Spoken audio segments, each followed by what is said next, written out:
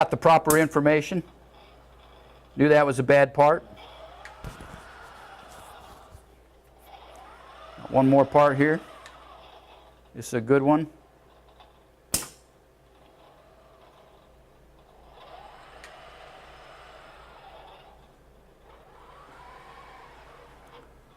Okay. Now I'm going to go ahead and stop the robot this time before it gets over here. Okay, I can stop it just by touching that button right there. I could have also stopped him by just holding him, grabbing a hold and holding him. Okay.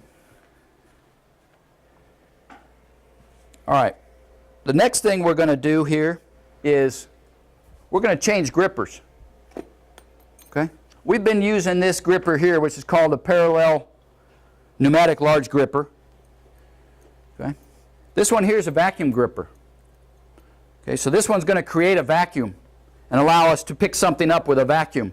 In this case, I'm going to pick up these ice cream tubs here, okay, by using the suction, the vacuum on here. So this brings up the subject of grippers.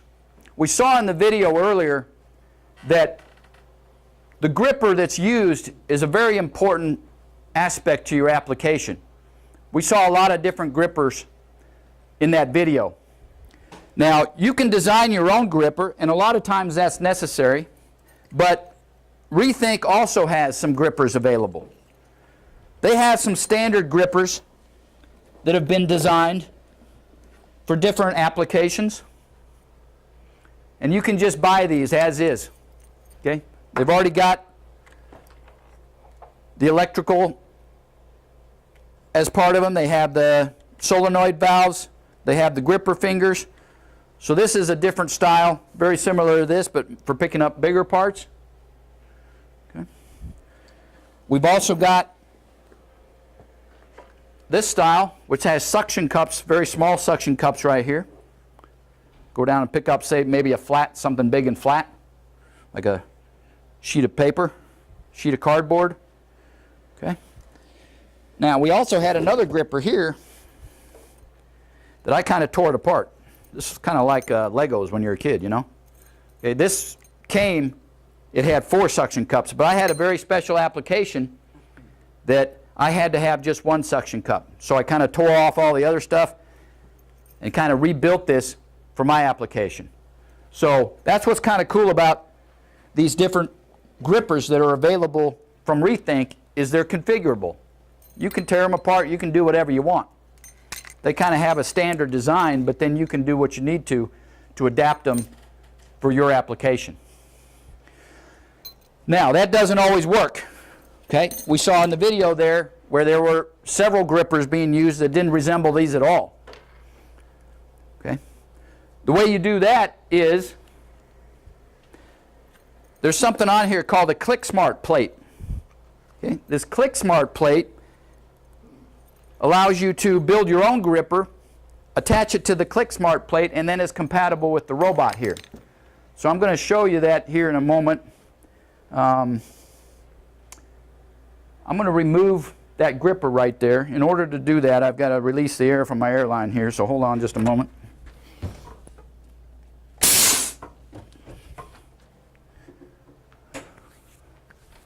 All right, so I'm going to change this gripper out. This is where that 0G mode is very helpful. So I can gain access to my gripper here really easily. Okay, so I disconnected the airline there. This is just a retaining clip because there's a quick connect on here. Okay, it's just a sleeve that moves up and down. Okay, that allows me to remove this very easily.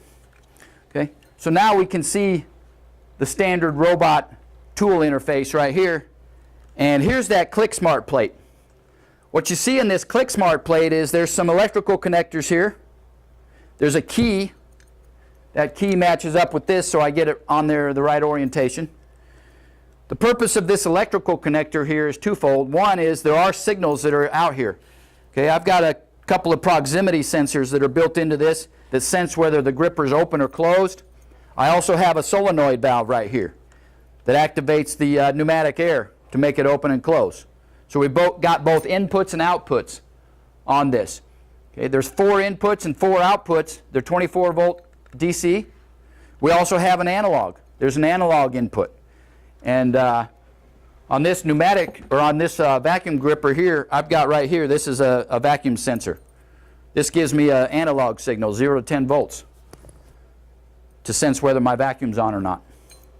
Okay, the other thing this thing does is there's a memory chip in here that stores the information about this gripper, because when you're going to pick up something with a gripper, you have to know, say, the offset from this tool flange right here to the center here, okay? Because depending on what gripper you have on there, if you've taught a location, you need to know that offset so it can properly pick something up. That makes these things interchangeable. Also, I have to know the mass of this. Okay, the mass of this is very important because we talked about force. Okay, this robot has force sensors, and it's using that for safety. It might also be using it for other things like we're going to see here in a moment. But what happens to a mass when you accelerate it? You create force. Okay? So the robot, if you're accelerating a mass, there's a certain amount of force that you can attribute to that, which is a separate force from maybe colliding with a human being. So the robot has to know, hey, I'm accelerating this mass. There's a certain amount of force required there. Anything beyond that is probably me crashing into a human being. So it's very important that the robot knows what the mass of this is. Okay? So that all gets stored in a memory chip. There's a memory chip inside of this ClickSmart plate right here that stores the mass, the offset right here, and some other information that's important. Okay, so that goes with this gripper. So when I change the gripper, then the robot knows the gripper that's on there now. Okay? So for this new application, I'm going to use this one here. I'll clip that up there. Put my retaining ring back on. Okay. And right away, on this screen right here, we see it tells us that we just put on a different gripper. If I turn this around here, you can see. It recognizes that I just put on this other gripper. It's called VFG. That's vacuum foam gripper. Okay, it wants me to acknowledge that, yep, that's the one I just put on there. Okay, so now it knows what gripper is on here. So I will reconnect that. And I'm going to load up a task called Tub Stack.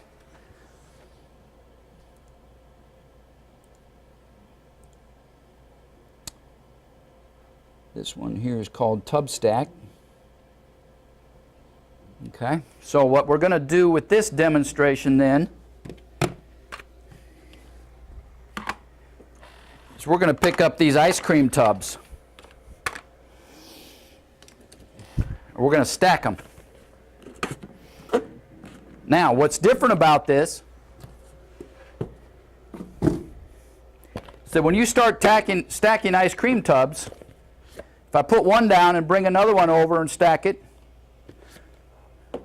my stack keeps getting taller. So if I try to put this one at the same height that I put that first one and drive it downward, I got to crash, right? So my robot has to adapt. As we stack each tub on here, we have to adapt that height. Now, I could probably do that mathematically and try to calculate, well, what's that offset going to be each time I put one on there? But how about instead we just use the force capabilities of this robot? And we take this tub and we press down, and as soon as I sense a certain threshold of force, I say, I must be done. I've reached where I want to be. Okay, so that's what we're going to do here. So I'm going to go connect the air again.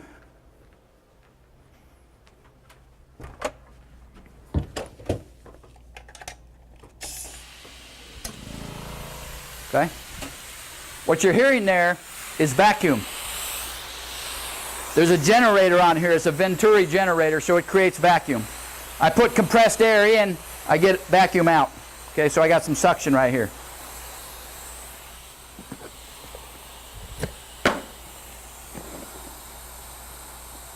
So we're going to go ahead and stack these tubs now.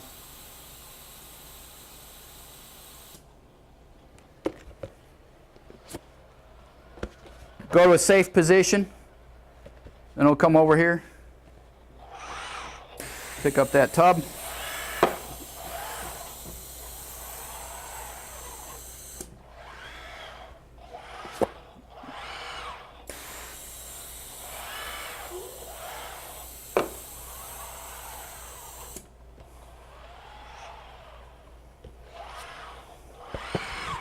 As the stack gets higher, we should notice that the robot is gently pressing downward, detecting the proper height to stack that tub.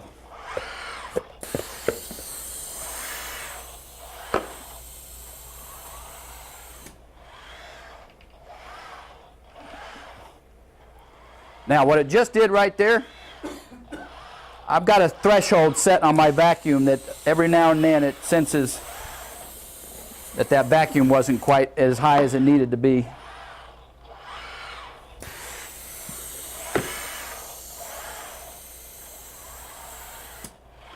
All right.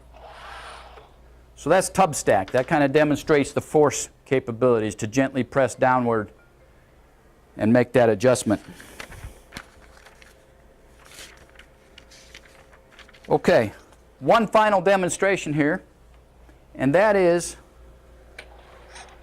one thing that's rather unique about this robot. I'm going to go ahead and put the other gripper back on.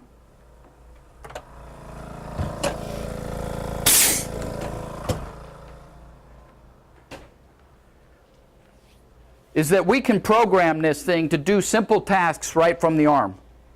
So I'm going to show you, we're actually going to program a new task right now from the very beginning.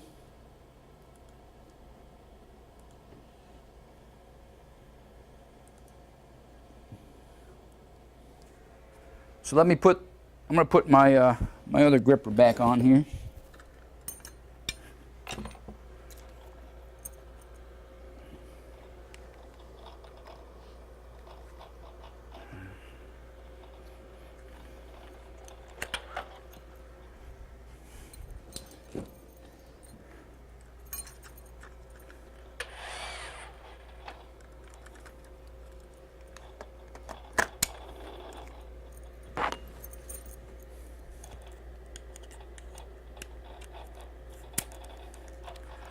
Okay, so it says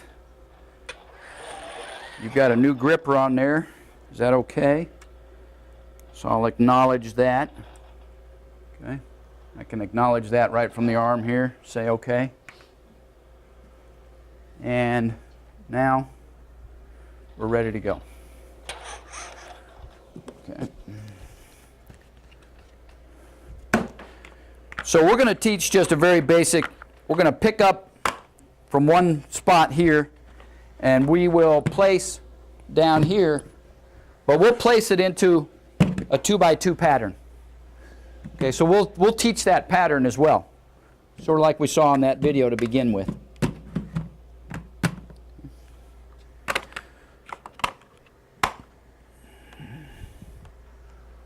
All right, so first thing we'll do is we're going to say we got a new task here, which is fine. Okay, so I'm going to move. First thing I like to do is kind of put the robot into a safe position, kind of a known position here.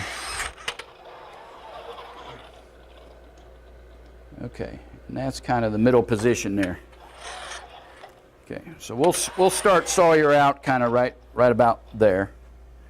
So the first thing I do is tell it that okay, what we're seeing here on the screen is the program. I know you can't see it very well, but that's it up there too. Okay, so you can either look it on the screen or you can see it up there. And I'm going to say, this is my first position. Okay, so right here I've got a move to. It says move to, and I'm just going to acknowledge that. So I just created the first node in this program, and we'll talk about this programming language here in a few minutes. But that's what you're seeing there is the programming language that we just added. That is called a node, and it was a move to. Okay, so that's the first step of the program. I'll move this over here now, and I'm going to teach this pick position. Okay. So I just used the 0G mode and move Sawyer over here and put this right where I want to pick up that part. Okay. And now I click this button here, and it brought up this menu asking me, is this a pick? Is this a basic pick? So I say yes, it's just a basic pick. Okay. Now, oh, my air's not on.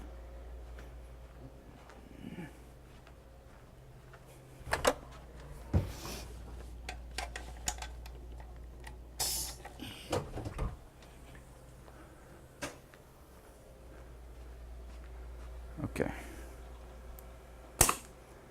All right. So now I've gripped the part. I've got two steps in my program, a move to and a pick. Move over here. This is called a waypoint. We like to introduce a waypoint into our program because if I pick up a part and was to head straight for that, I'd probably crash into this table right here. So we're going to pick up the part and move to this waypoint right here, which is kind of an intermediate position. And I need to teach that. Okay. So I just added that node, which is that move to. Now I'm going to move this down here, and this is going to be our first place position. Okay, right there. And I touch that button and it says, is this a place? Basic. Well, no, this isn't going to be a basic place. I want to do a pattern. I'm going to teach it a pattern. Okay, so I'm going to use the controls here to say that that's what I'm going to teach. Okay? So it's asking me right now, is that a grid? Yes. Corners. So I've taught the first corner right here. That's lit up, number 1. Okay, now it wants me, I'm going to acknowledge that. I'm going to move to position 2. Okay, position 2 is going to be over here somewhere. Okay, that's position 2. So I acknowledge that. Okay, position 3 is going to be over here.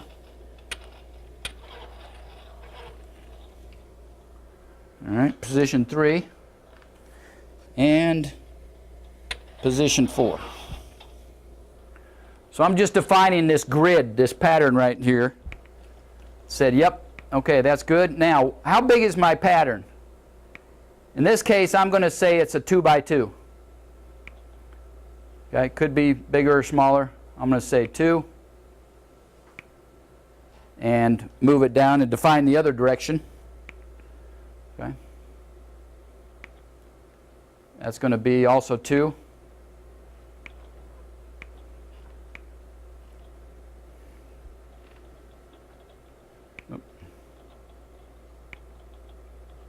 Okay, so that's good. The direction, I'm going to go that way. The snake, you can do a snake pattern or a zigzag pattern. I'll just say snake and confirm. Okay. So I have now just created a program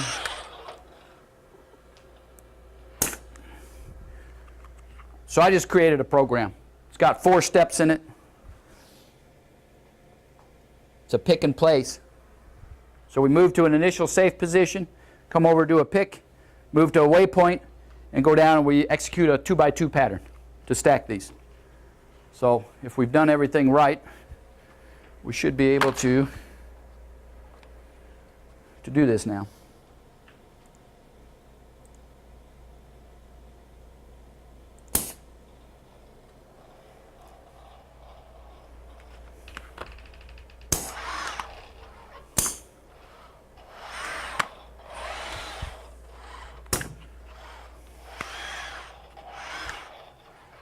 Now you see he's moving pretty quick now.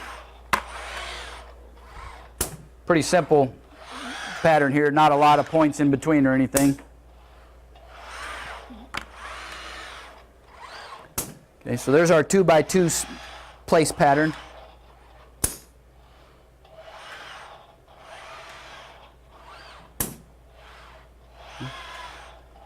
Now this time it'll come over. There's nothing there. Tries a second time and it's done. Okay. All right, so that concludes the demonstrations. I do want to spend a few minutes talking about the programming software. Okay, while we've been doing this today, you've probably seen up here that there's some interesting things going on. That is the programming software that we've been watching up there. I'm going to go back to our Tai Chi here, and we'll go ahead and start this task. So notice that we have a live view right now of the robot. Okay, as the robot is moving, you see it also moving up here in the software. And you see those round dots at various places. Those are the top locations. Each time it's moving to one, okay, you see that. It's moving to each one of those. And those little protrusions, those little sticks coming out, those are the reference frame. Okay, the XYZ of how that's oriented at that particular point in space. So it's kind of helpful for that reason. Okay.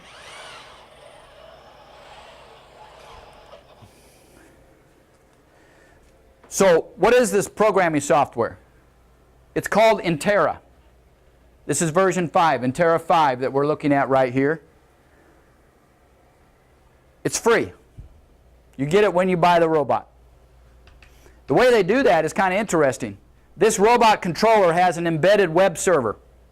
If you look close, you'll notice that I'm using Google Chrome right here. Okay? The programming software is embedded in the web server that's part of the controller. All you need on your laptop is Google Chrome. Okay? So when you buy the controller, you get Intera 5 software free. Whenever there's an upgrade, you go to the website, you download the upgrade, install it, and you have the latest software. Okay? And those are free as well. So no cost for the life of the robot for the programming software. So some of the other features of this software is we saw the live display of the robot position. We also have a live display of the camera. So if you want to know what is my robot seeing at any time, you can. Okay, so he's looking at the ceiling there. See the lights on the ceiling. If we look downward, okay. Now, if I'm looking downward, it's pretty dark down here. Okay? So we don't see much. But how about if I turn on the flash? Let's see what we see. Oh, okay. So there's a flash built in. You see it strobing? Okay? So that allows us to illuminate things if it's too dark. I can also control from here the exposure time. Okay? So if I open up that exposure time, you open it up too much, of course it floods everything out. We got too much light. You can dial it down. Kind of tweak that to get the appropriate exposure time for your camera. Okay. So the programming language, those of you who are programmers, this is the programming language. You look at it, what the heck is that? Doesn't look like Java, does it? Doesn't look like Ladder. Doesn't look like Melfa Basic. This is called Intera. And what it is They tell me this is how they program in the video game industry. So the way it works is it flows from left to right and from top to bottom. So when you start to execute a task, you look at the far left, you see there's a node called start. There's some other nodes there that are kind of some initialization things. And then we jump into that loop, which was our infinite loop, where we just keep executing the same thing over and over again. And this particular program just has a whole bunch of move statements in it. But there's a palette over on the left-hand side right here that has all kinds of other nodes. These are called nodes. And there's all kinds of statements in there. Loop statements, comparison statements, variables where you can set a signal on or off, compare statements where you can say is something greater than something else. You've also got all of your controls for the pictures, the camera that we've been using. Okay, how do I set those up? Okay, that's all part of the palette over on the left. You drag and drop, and you can create your program from there. Okay, so what we saw earlier was you can program either from the ARM, if you're doing a simple application. Actually, you can do anything. You can do every single thing right from the ARM controls, or you can do it from the Intera programming software. Or you can mix and match. That's what I like to do. I generally create my basic program using the teach by demonstration. Then I come back in and fill in some things that are easier to do from the programming software. Things like handshake signals with external equipment, setting those comparison statements, your video, your camera, setting up your inspections, teaching parts, that sort of thing is probably easier done from the programming software than from the ARM. But anytime you're teaching a position, that's most easily done right from the ARM. You just grab the robot, 0G mode, move it over to where you want it, and teach it. Now, some cool things I can do from here. If I go into a node and double click, I can say test, and that robot's going to move right to that location. Okay, so let's say I taught that location and I decided, you know, that's pretty close, but it's not exactly the way I wanted it. So if I click down here, I bring up, there is your X, Y, Z, yaw, pitch, and roll, which are the 6 components that define any position in space. So now I can go in here and tweak this. You know, I see right now that my rotation, say, on that RX axis is 178. Well, me being an anal engineer, I don't like that. I'd like that to be 180. I really want it to be 180 degrees. Okay, so I can just type in there 180. Okay, and now it goes to it. You know, I don't like minus 1.46. I like 0. Okay, same with my Z. I like that to be 0. Okay. So now I just kind of cleaned up that point a little bit. Then I click on here where it says update ARM pose, and now it just retaught that position with my, it went back to the, I didn't do that quite right, it went back to where it was, but you hit update ARM pose and then it reteaches that position. So you can kind of do it both ways. The idea here is that some stuff's easier done from the ARM, some's easier done from the software. You kind of use them both ways. Now if you have operators out on the floor that you want to be able to create a simple pick and place, they don't need the software. There's no reason. You can do everything right from the ARM. But when you start getting into the more complex applications, you're probably going to want to use the software. All right. Well, that concludes my demonstration. I know you're probably all holding a whole lot of questions, or not, either way. But so at this time, I guess that's what we'll do. We'll open up to questions and kind of see what's on your mind. I was curious, does it have an automatic tool changer? No. Not as a standard component that is sold by Rethink, no. But there are tool changers available. Might want to talk to your RoboHand grip, distributor over there. Who's that? The other question I had was, can it be like a torque application? To be able to torque like a ball? Well, yes and no, okay? It doesn't, that axis, the axis here, I think has 350 degrees rotation. So you're not going to spin something very far, okay?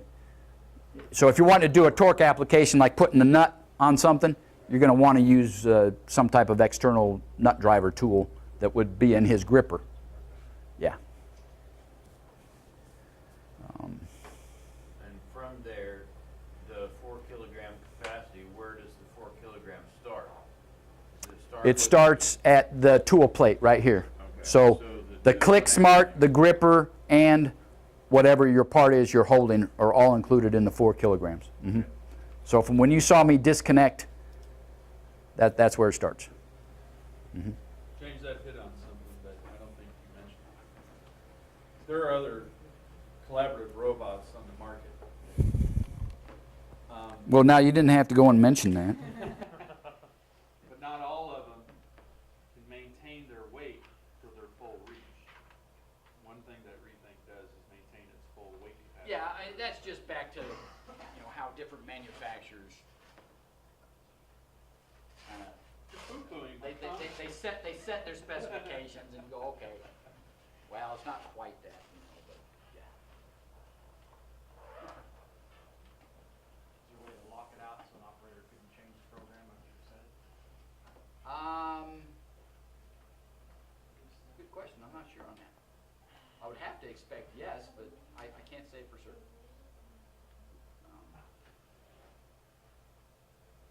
It seemed to me there's a password available. Does it automatically detect trouble spots when you're teaching positions, like singularity kind of stuff? Yes. I was able to avoid that during my demonstration here, but for example, if I had placed this box out here like this, it would not have been able to go to this location because the reach isn't long enough. Okay? And so it will stop and of course tell you that you can't reach there. Now when I was doing that pattern, I kind of glossed over it a little bit, but the last thing when I was teaching that pattern down here, and I was going through each of the things like the grid and the snake pattern and this, the last thing said confirm. When I clicked on confirm, if I had taught it one of those locations that it couldn't actually get to, it would have told you right then. How can you teach a location that it can't get to? Well, what happens in this case is that because it's calculating, okay, what we did there was we taught the 4 corners. That could have been a bigger matrix, okay? Because one of the things you tell is, well, how big is my matrix? But I only taught it 4 points. So it does the math. If I set my 4 corners out like this, but I told it it was a 4x3 pattern, the way it calculates, the way it knows where these other spots are is because it does the math and calculates, knowing the 4 corners. And so if any one of those is not accessible, that it can't get to it. And it's not always reach. Sometimes it can be the contortions that it has to get in to get somewhere. And one thing that's kind of cool, on this screen right here, the 7 joints are all shown right here. That's what this little indicator is on the right-hand side, and there's a black mark right in the middle, and then there's a white dot. See, that tells me where I am within the range of that axis. So I think we said it's 350-degree range, so it kind of lets you know if I just taught a position that is working at the extreme of one of the joints, and then you might want to reteach that position. You can kind of look at that while you're teaching too. Yeah, yeah. So you can do that. You can look at it while you're teaching, because a lot of times what happens is, maybe there's all different ways to get to a position. You can rotate this. You can rotate this. You can bring the elbow up high or down low. So there's 1,000,001 ways to get to one specific location, and sometimes one way is better than another. And so you kind of take a look there and see, are any of my joints right at the extreme of the range? So is there a way to see on the PC screen exactly what you're seeing on the interface on board? That right there does not show the axes locations, but I do have this. Right, if you know Okay, the. you know, if that showed 350, you know, one of those 6 was at 350, I would know. Yeah. You mentioned when Jim said, hey, turn that around so we could see that screen, you Mhm. said, well, it would turn it back, so that screen is on an axis, a driven axis? Yeah, there's actually a servo on here. See the position. Oh, yeah, okay. Yeah, there's a servo motor that, as this arm moves, it twists that screen so that it doesn't crash into itself. Uh-huh. I'd also mention, above that screen is another camera. It currently does not have a function, but it's there for future application. Yeah, there's an eye right there. I didn't mention that because it's not functional. So Maybe someday it will be. regarding safety, I also read somewhere that each of the joints has like series elastic bands. Is that a safety function or is that part of the sensor? That's part of the sensor. Okay. Yeah, there's a very elaborate, in fact, that's one of the patented items of this, is there's a very elaborate mechanism in here that's kind of a cam thing. And it interacts with a Hall sensor, and that's what gives you that feedback on force. Because the way that, it's almost like a cam spring. So the more it winds itself up, the spring compresses or something, and the Hall sensor senses that, and that's how it calculates force. Okay. Yeah, and that's a very, in fact, that's the heart of this thing, is that mechanism right there. So it's not actually a load cell or anything, it just goes Correct. It's not a load cell. And here's the other thing, since Jim mentioned it, the other guys out there, the other guys out there, the way they measure force is by measuring current to the motor. You know, that's a pretty easy thing to do. Measure how much current's going to a motor, and you can then calculate force. Well, these guys don't do it that way. They use that spring mechanism with the Hall sensor, and the idea being that that is much more accurate and much quicker, and it's much more responsive in that manner. They believe it's a better way of doing it. Are there any data sheet numbers on how accurate or precise what it is? Yeah, the published specification is 0.1 millimeters. Repeatability or? Yeah, repeatability. What about the force? I don't know what the force range is. I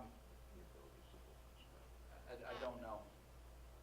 I'm sure it's published somewhere, but it's, We'll get it. you know, back to the idea of safety. There is a certain threshold that is set and cannot be changed. You can go below that, but you can't go above that. I'll note another difference. This is a collaborative robot only. Other people that sell collaborative robots can switch them into a non-collaborative state. If that ever happens and it's not recognized, it becomes an unsafe robot. This robot cannot be put into a non-collaborative or a non-safe mode. It only has one mode, collaborative. Is this the only size that's planned? It's the only size that exists now. I heard one of the Rethink guys just the other day say that they do have a higher capacity one on the drawing board right now. Will it be bigger workspace or just higher capacity? You know? That I don't know. I know it's gonna be higher capacity and payload. I don't know about reach. I would assume that would come with it, but. So that hasn't been announced, but it's on the drawing board, and I think the release of it is within the next few years, next couple of years. But it's not next month. So if you're making, switching gears a little, if you're making a custom gripper and effector, do you get the adapter from, Yeah, if you're gonna make your own, you're gonna wanna buy a ClickSmart plate. okay, does that Okay. have electrical connections, et cetera? The ClickSmart plate, if you look at this gripper right here, this is it here. Okay, Okay, from here over is the gripper. So you would get this part right here. okay, so it's connectorized for, Yeah, it's got your Sensors. quick, Okay. it's got your quick connect for mechanical. It's also got your electrical for your 4 digital in, 4 digital out, and 1 analog. They're all part of that. The mounting for that valve is up to you, or is it part of the smart plate? This valve is part of the gripper, so it's unique to this gripper. Okay. It's not part of the ClickSmart. Okay. So what's the ballpark price? For the robot, the Which- robot lists at, Which customer? the robot's about 35,000. Then the gripper, one of these standard grippers is 3,500. Actually, the pedestal and the robot together are about 35, I believe. Seems like, and is the pedestal? The pedestal is an option. You don't have to buy the pedestal. You may have a situation where you want to mount this on some type of table, some type of industrial machine base, which Jim can sell you also. Or it could be your own portable Or your own, stand yeah. creation. Yeah. For that. So, yeah, the pedestal is not required. So, Less than 40,000, add your gripper, you're ready to go. Yeah, roughly 40, and you're ready. You've got the pedestal, the robot, and the gripper. There you go. And our, in your video, it was doing some fairly fine work with circuit boards, and you talked about the range of the camera. Is that a fixed focus camera, or is that a? Yeah, it's a fixed focus. Okay. And that's about the distance, there to there. If you want to get real fine, you probably want to move her down. Are there camera options? No, that's it. There's your camera option right there. So Your it's only power one. motion. Which, by the Oh, way, yeah. there's no reason you couldn't mount that camera out here if you had a reason Right. that you needed to have full-blown machine vision capabilities. The problem there is, you know, those cameras, you know, those things can range anywhere from $3,000 to $12,000. So if you take a $12,000 camera that only 1% of anybody that buys a robot is going to need, and now your 35,000 robot just became a $47,000 robot, you're not going to sell many. So kind of had to draw a line at some point and say, you know, this is what you get. So, can you access the fixture memory offline, like apart from the robot? Like the gripper memory? If you needed to program That apps, is et part of the cetera. Intera software. Okay. Okay, so if I go right here to tools, this is where you edit that. And this is where you see there's that center of mass. The XYZ, yaw, pitch, roll, that's the defining where, if you were to pick up a part, what is its offset from the tool flange. So you set that up right here in this tooling editor, and when you save it, it sends it out to that memory chip on the tool. Okay. So that's all done. It downloads it. To Yeah, it you instead would of be uploading present. from. Of course, you're going to be present anyway because the software is on the controller. So you have to link to the controller. Yeah, you have to be connected to the controller if you're going to be doing any programming. So you can't change the non-active program That's correct. offsite. Correct. What is that connection? Ethernet. Yep, you see right up there, there's my IP address and we're on port 3000. So while we're there,